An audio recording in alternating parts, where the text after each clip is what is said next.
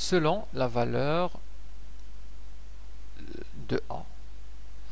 Alors, soit le A est strictement supérieur à 1, c'est le premier cas. Alors dans ce cas-là, la limite c'est égal à plus l'infini.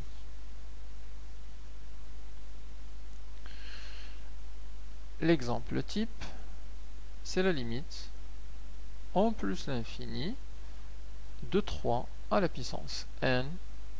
Le 3 est supérieur strictement à 1, donc cette limite-là, elle tend vers plus l'infini. Le deuxième cas,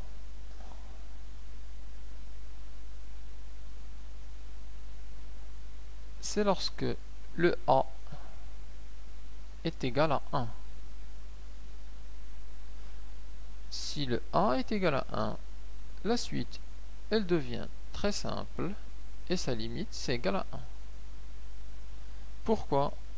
Eh bien parce que si on vous donne à calculer cette limite-là, la limite de 1 à la puissance n, vous serez tous d'accord pour dire que c'est égal à 1. Puisque le 1 à la puissance 1000, c'est égal à 1. 1 puissance 1 milliard, c'est égal à 1.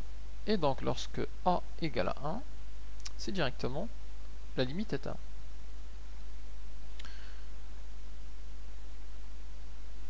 Maintenant, si le A est compris strictement entre moins 1 et 1, c'est de loin ce qu'on voit le plus dans les exercices. Alors, cette limite-là, elle est égale à 0. L'exemple, c'est la limite en plus l'infini de moins 1 demi à la puissance n. Le moins 1 demi, il est compris entre moins 1 et 1. Donc la limite de cette suite-là, cette suite en fait elle va en diminuant, et elle diminue, et sa limite c'est 0. Le dernier cas, c'est lorsque A est inférieur ou égal à moins 1. Alors dans ce cas-là, les limites n'existe pas. C'est une limite impossible. On l'a évoqué dans le rappel des limites. Pourquoi? Eh bien parce qu'on ne sait pas vers où cette limite tend. L'exemple type, c'est le moins 1 à la puissance n. Le moins 1 à la puissance n, un coup c'est égal à 1, un coup c'est moins 1, un coup c'est 1, moins 1, 1, moins 1, et ainsi de suite. Elle reste comme ça, jusqu'en plus l'infini. Donc en fait, elle ne se décide jamais vers quelle limite elle veut tendre. Lorsqu'on a un terme plus petit encore que moins 1, je prends moins 2 à la puissance n, la limite en plus l'infini. Alors qu'est-ce qui se passe? Là c'était entre 1 et moins 1. Alors celle-là, le premier coup elle est à n égale 0, c'est moins 2 à la puissance 0, c'est égal à 1. Ensuite, lorsque n égale à 2, c'est moins 2 à la puissance 2, ça fait 4. Donc elle remonte plutôt. Donc ça, c'est 4. Ensuite, 4 fois moins 2, ça va donner moins 8. Donc ça va être plus grand. Moins 8. Fois moins 2, ça va donner 16, qui est plus grand. Ensuite, moins 32. Et on voit bien qu'elle va diverger comme ça, avec un zigzag qui augmente de plus en plus vers plus l'infini, et donc elle n'a pas de limite. La limite de celle-là, je ne l'ai pas notée, mais c'est 0. Puisque moins 1 sur 2 est compris entre moins 1 et 1. Donc il faut bien distinguer ces 4 cas, savoir se poser la bonne question. Est-ce que ce nombre-là, le A, est-ce qu'il est supérieur strictement à 1, égal à 1, entre moins 1 et 1, ou alors inférieur ou égal à moins 1, et pouvoir en tirer les conséquences. Alors la dernière partie de ce rappel concerne le principe de récurrence.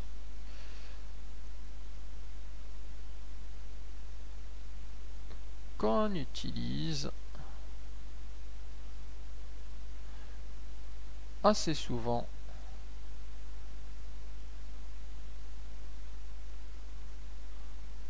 dans les exercices.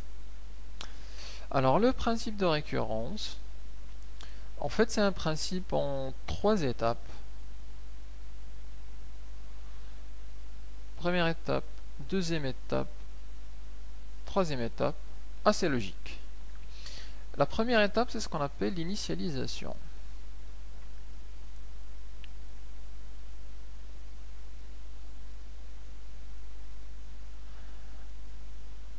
Alors, je ne l'ai pas dit ici, que le principe de récurrence, en fait, c'est un outil qu'on utilise pour démontrer. C'est un outil de démonstration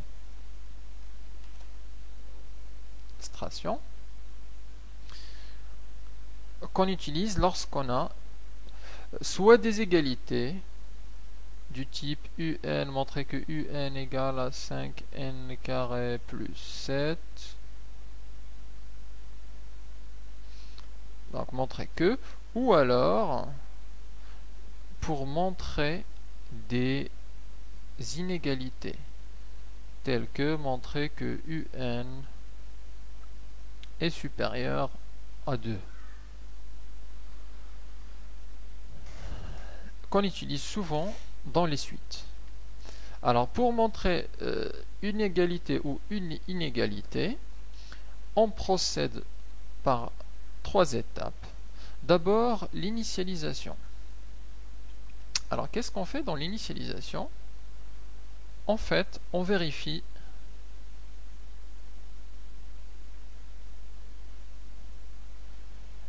que la relation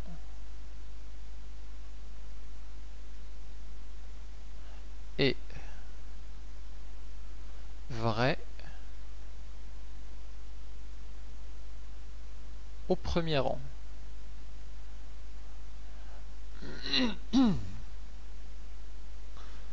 Le premier rang, ça peut être n égale 0, n égale 1 ou n égale à 15. C'est la question qui nous le fixe.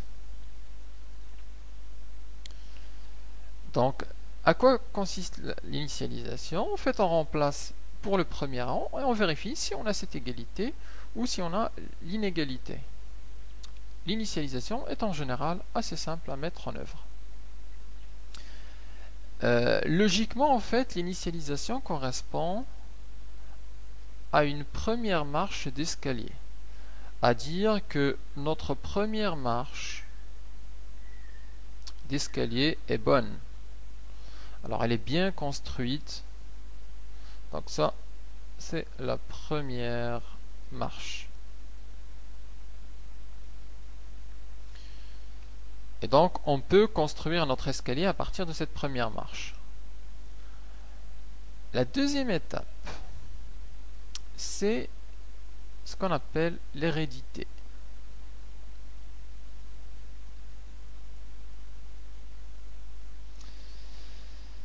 Alors, qu'est-ce qu'on fait dans l'hérédité? En fait,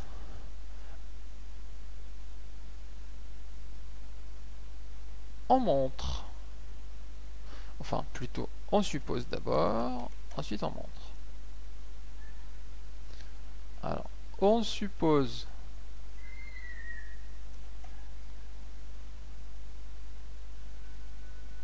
que la relation est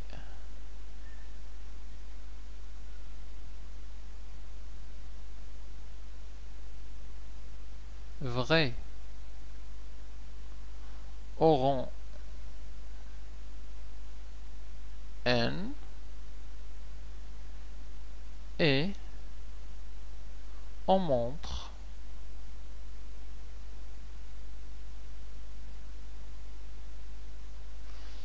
qu'elle est vraie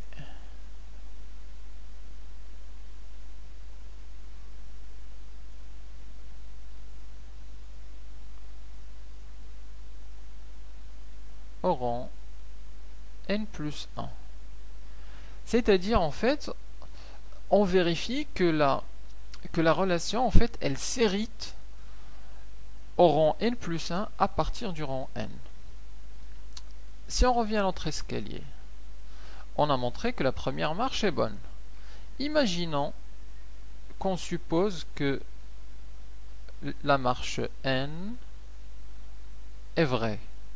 Si on arrive à montrer que si ça c'est vrai, la marche tout de suite après n plus 1 est vraie, si ça c'est vrai, ça implique que le deuxième est vrai, alors logiquement on peut construire l'escalier, puisque la première marche est vraie, elle est bien construite, et que si la énième est bonne, la n plus énième est bonne aussi. Donc je peux dire à partir de la première marche que la deuxième est bonne, et de la deuxième que la troisième est bonne, la quatrième est bonne, et ainsi de suite, construire mon escalier pour tout n. Et donc c'est ça la logique qui est derrière le principe de récurrence. C'est que on vérifie le premier terme, l'initialisation, la première marche, ensuite on montre l'hérédité. Si on a le n est vrai, pour le n plus 1 c'est vrai, et alors vient la troisième étape qui est simplement en fait une conclusion par rapport à la construction finale. Conclusion. Donc qui nous dit que la relation est vraie quel que soit n. Donc je vais noter là, la relation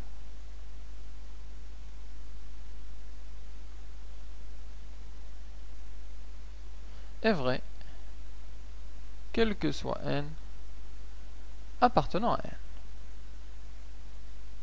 Bien évidemment, si le premier rang n'est pas n, n'est pas 0, si on a commencé par rapport à partir de 15, on dirait que la relation est vraie à partir de 15. Donc quel que soit n supérieur ou égal à 15. Mais l'idée c'est celle-là. Une première marche qui est bonne est de montrer qu'à partir de la marche n, on peut construire la marche n plus 1, c'est l'hérédité, et on peut conclure. Alors, rien ne vaut un petit exemple.